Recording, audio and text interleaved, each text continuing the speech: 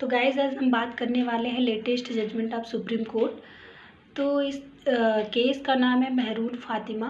तो केस में क्या हुआ था कि प्रॉपर्टी डिस्प्यूट को लेकर और जो रजिस्ट्रेशन होता है प्रॉपर्टी का सेल और परचेज में प्रॉब्लम आती है। तो देखिए एग्जांपल के थ्रू आप मैं बताने वाले हैं आपको कि अगर ए ने कोई प्रॉपर्टी सेल की बी को और बी का एग्रीमेंट हुआ, रजिस्ट्रेशन एग्रीमेंट हो गया और सेल डीड भी हुआ, लेकिन अगर इन केस अगर ए ने जो प्रॉपर्टी बेची है वो उसकी है ही नहीं और वो फर्जी डॉक्यूमेंट बनवा के आपको अगर सेल कर दिया, तो इन सब चीज़ों से बचने के लिए सुप्रीम कोर्ट ने अभी न्यू प्रोविज़न लाया है, जिसमें कि आपको सेल डीड से ही नहीं कि बस सेल डीड करवा लिए तो आपकी प्रॉपर्टी हो गई, आप पजेशन कर लिए, इन सब चीज़ों से बस आपकी वो प्रॉपर्टी हो गई, तो ये नहीं होगा।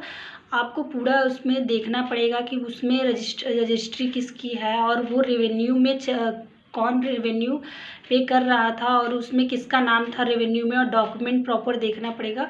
और इसमें सेक्शन 17 में दिया है, इंडियन रजिस्ट्री एक्ट के थ्रू आपको अपना प्रॉपर्टी रजिस्टर करवाना पड़ेगा कि वो प्रॉपर्टी आप ही की है उस टाइम जब सेल डीड होने के बावजूद।